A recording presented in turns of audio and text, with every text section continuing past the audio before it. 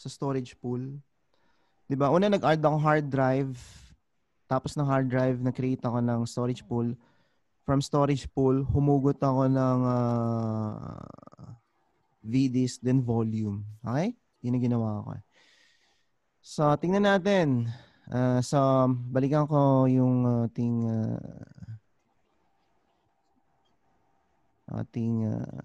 brief me now. Yan. Okay?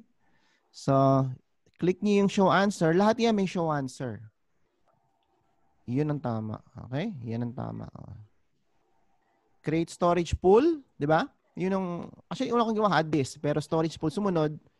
From 300 gig storage pool, nag-format ako ng virtual disk. Di ba? After virtual disk, nag-create ako ng drive E. Okay? Yan ang tama sa lahat. Okay?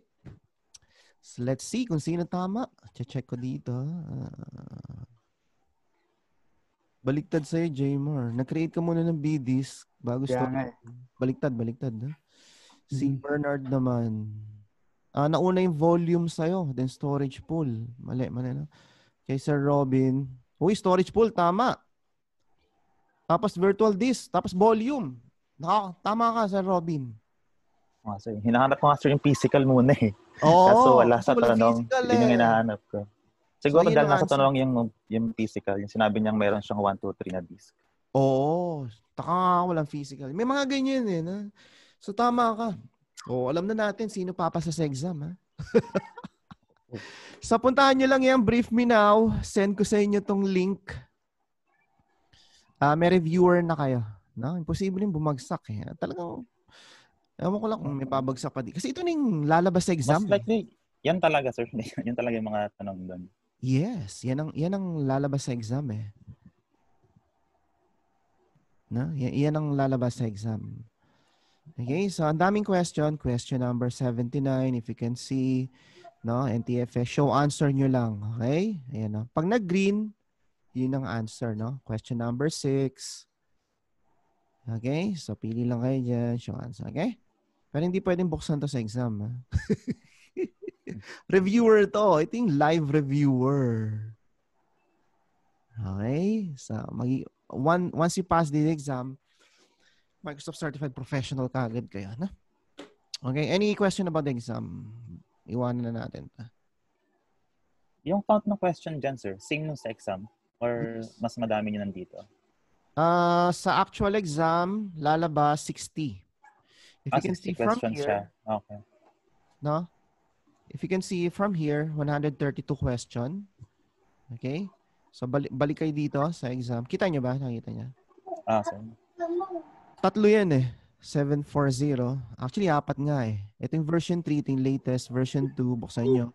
Version 1 and original 1. No? So, punta tayo version 2. No? Ayan. No? So, continue reading. So, babasahin nyo lahat yun. So, dito naman sa version 2, meron siyang 95 question. Okay? And then, how can you say na tama answer nito? Meron tong forum. Ayan, no? No? And meron siyang reference. Hindi siya blind answer. Okay? O, sabihin nito, yesterday, passed the exam, got 700 points. Okay? I went on Friday, yung question 8. Okay? So, get to know failover clustering. Yan ang sinasabi ko eh. Kailangan ma-master niyo failover. Kasi hindi lahat nandan dito tama, no? I can say siguro 90% tama dito. Okay? O sabi naman nito, yesterday passed 800 out of 1,000 points. Sabi dito, dump is valid. In real exam. About 15 question lumabas sa kanya about clustering. Kaya dinemo ko kagabi yung clustering. Yung kasi yung pinakamahirap, ha? Okay? So, imposible yung bumagsak kayo dito. So lahat sir ng 740, 70 to 740 babasahin namin? Yes. Lahat yung 4 na yan basahin ninyo.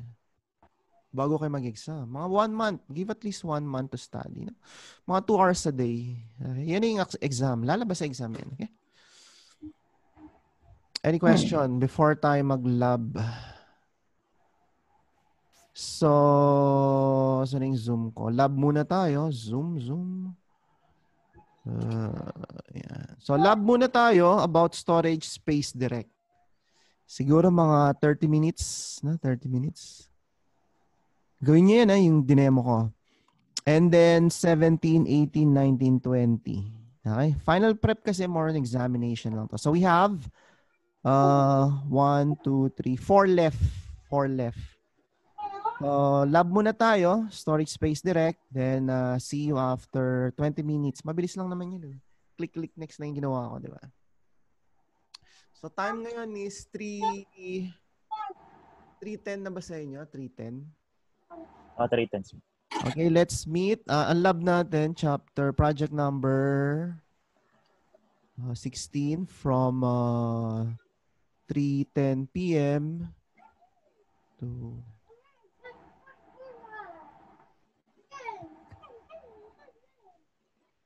3:30 p.m. So let's meet 3:30. Okay? 3:30 p.m. Okay? Okay, see you. Any question? Okay, sige. Thank you.